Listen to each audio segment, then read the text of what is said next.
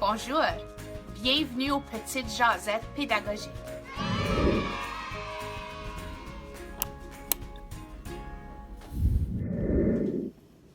Allô! Aujourd'hui, je jase avec Julie Benoit. Julie Benoit est la coordonnatrice du programme ESE pour la cité collégiale. Elle est aussi maman. Et aujourd'hui, elle nous jase de son rôle comme maman d'une petite fille avec des besoins spéciaux et comment naviguer les relations avec les professionnels, avec ses propres enfants et aussi avec sa communauté. Je vous présente la jasette avec Julie. Comment ça va? Ça va bien. Merci Mélanie de m'inviter. Je suis tellement contente d'être ici.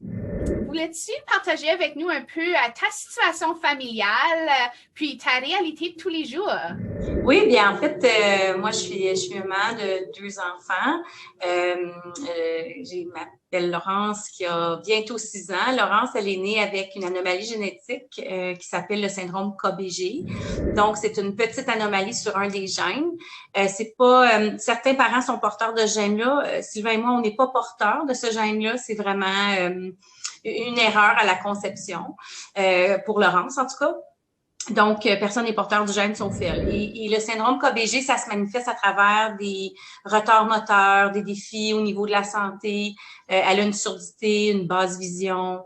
Elle a marché beaucoup plus tard que la majorité des enfants. Elle a parlé, en fait, elle a parlé différemment.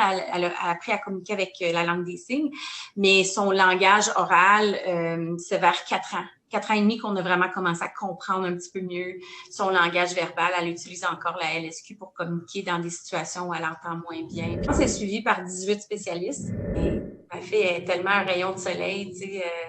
À chaque fois que je vais à un rendez-vous, tout le monde me dit « Ah, si on pouvait tout avoir un enfant comme elle » ou « Si tous les enfants, nos patients étaient comme elle, on serait tellement heureux. » Mon petit garçon Xavier, un petit bonhomme très sensible, plein d'énergie. Puis c'est ça ma réalité familiale, une vie occupée. À titre de parent, tu as navigué les relations avec tous ces professionnels-là. Comment est-ce que tu fais pour maintenir des bonnes relations avec tous ces professionnels-là? Je pense que c'est pas évident parce que quand on est parent, on est aussi l'ambassadeur de notre enfant. Puis des fois, on rencontre des professionnels ou des personnes qui croient pas à ce qu'on dit ou qui ont une opinion différente de ce qu'on croit ou de ce qu'on voit chez notre enfant. Puis moi, je me suis toujours rappelé que la mère de Laurence, c'était moi. Le père de Laurence, c'était Sylvain. Puis c'était nous, les personnes, les premières personne responsable de son éducation. Donc, je te dirais que de travailler sur mon sentiment de compétence parentale parce que des fois, j'ai dû me lutter contre des professionnels qui n'avaient pas de même vision que la mienne. Mais en bout de ligne, les relations positives, c'est super important parce qu'on peut travailler en collaboration. Mais des fois aussi, il faut apprendre à lâcher prise, puis à peut-être voir une deuxième opinion ou aller voir quelqu'un d'autre pour... parce que des fois, il y a juste des relations qui sont pas possibles. Que ça soit au niveau médical, au niveau scolaire, au niveau éducatif. Il y a des relations qui sont juste pas possibles parce que on voit pas les choses de la même façon, puis en bout de ligne, c'est le bien-être de l'enfant qui est important. Parle un peu de l'importance ou de comment tes enfants ont développé des relations bienveillantes avec les adultes, les autres adultes dans leur vie. Ce qui est intéressant, Mélanie, là, c'est que poser un regard critique sur une relation, ça nécessite une certaine évolution au niveau cérébral. Puis c'est ce qu'on a développé comme adulte. Mais moi, ce que je remarque beaucoup avec Laurence, c'est qu'elle se questionne pas sur ses relations. Elle s'ouvre. Elle est très résiliente. Hein? Ma fille, là, elle m'impressionne. Malgré tous les spécialistes qu'elle voit, malgré tous les tests qu'elle a dû subir, les examens, la thérapie, les ci, les ça, elle est toujours souriante quand on rencontre quelqu'un. C'est sûr que des fois, elle est un petit peu résistante. Elle va regarder la personne, elle va beaucoup observer avant d'entrer en relation, de s'ouvrir. Mais jamais elle a fait de crise parce qu'on s'en allait voir un spécialiste ou jamais. Pas un handicap, des fois, comme celui de Laurence, c'est qu'elle n'est pas nécessairement consciente encore de sa différence. Puis en fait, sa différence, elle est vue par les gens dans son entourage, pas par elle. Elle se voit pas différente. Comment est-ce que vous naviguez cela dans votre communauté? Donc, tu dis qu'elle n'est pas nécessairement consciente de ces différences, mais que la communauté l'est. Donc, comment est-ce qu'on navigue cette relation-là avec notre communauté? Je pense qu'il faut être un ambassadeur, puis un avocat pour notre enfant, puis vraiment rappeler aux autres les défis qu'a cet enfant-là, mais de pas oublier de l'avoir aussi capable et compétente, parce que c'est pas parce qu'on a un défi dans la vie que nécessairement faut arrêter d'essayer. Laurence a des handicaps qui sont invisibles. Donc, elle n'est pas en fauteuil roulant, elle a tous ses membres. Ça se voit pas. C'est sûr que quand on la met à côté des enfants de son âge, on peut dire OK, il y a un petit quelque chose, mais on n'est pas capable de mettre le doigt dessus, comme c'est pas très apparent. Mais ça fait en sorte que les gens vont minimiser ces défis. Dans la communauté aussi qui essaie de dire ben tu sais, comme on devrait y faire un livre de communication, tu sais, pour qu'elle puisse pointer. Puis je disais, ben non, tu sais, Laurence, elle dépassait ça, là. Elle a 350 mots de vocabulaire en LSQ. Pourquoi est-ce que tu veux lui donner un livre pour qu'elle flippe des pages pour trouver un mot? Vous mettez en place, faut pas que ça soit utile comme pour vous, comme adulte. Faut que ça soit utile pour elle.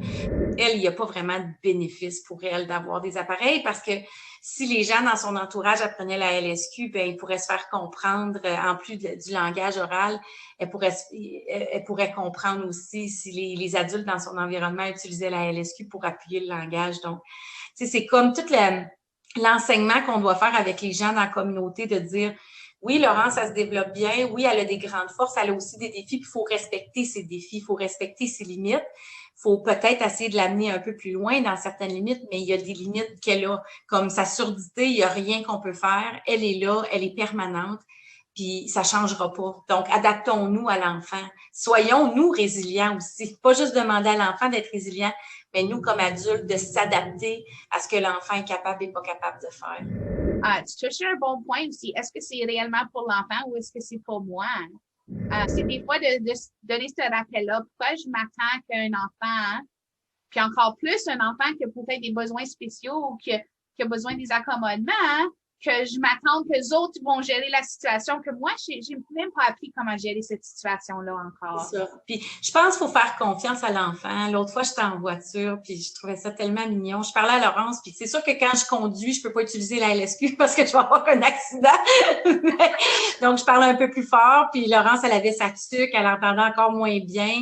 Puis je lui posais des questions, puis elle répondait pas. Puis là, je posais la question un peu plus fort. Puis mon fils, c'est comme fâché. Il a dit, maman, Laurence, elle t'entend pas, elle est sourde.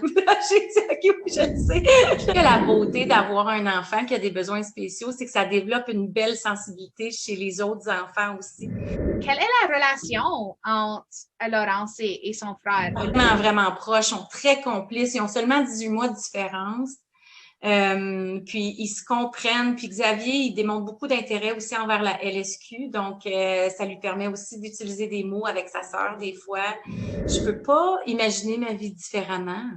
Puis quand j'étais éducatrice, j'ai travaillé beaucoup avec des enfants qui avaient des besoins spéciaux. Donc, c'est comme si ma vie était tracée pour avoir un enfant qui avait des besoins spéciaux. C'est pas un défi pour moi d'avoir un enfant qui a des besoins spéciaux. Ce qui est difficile, c'est de transiger avec des adultes qui veulent pas voir ton enfant avec ses défis et ses compétences. C'est ça le vrai défi. D'être toujours obligé de se battre pour les droits de tes enfants, de toujours être obligé de se battre pour des services. Ça, là, c'est le plus grand défi. Mais tu sais, je te donne un exemple.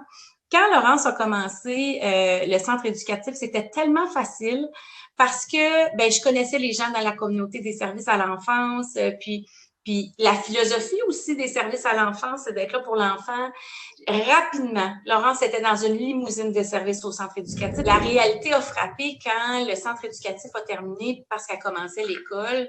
Puis que là, il n'y avait rien en place, puis il a fallu que je me batte, puis que j'aille plus haut. Donc, on arrive à la fin. Je lis peut-être un message clé que tu aimerais partager avec notre auditoire aujourd'hui. Comme message de la fin, je dirais, chaque enfant est unique, puis chaque enfant se développe selon sa propre trajectoire, que l'enfant ait des besoins spéciaux ou pas. Il faut arrêter de voir qu'on a un cadre, puis il faut que l'enfant rentre dans le cadre ou dans le moule. Puis je pense que tous les enfants ont droit d'être ce qu'ils sont. Puis nous, comme adultes, on devrait encourager ça. Puis peut-être réfléchir à nos propres attentes des fois qu'on a par rapport aux enfants. Puis on a beaucoup à apprendre des enfants. et on devrait prendre le temps de juste s'asseoir puis de les regarder.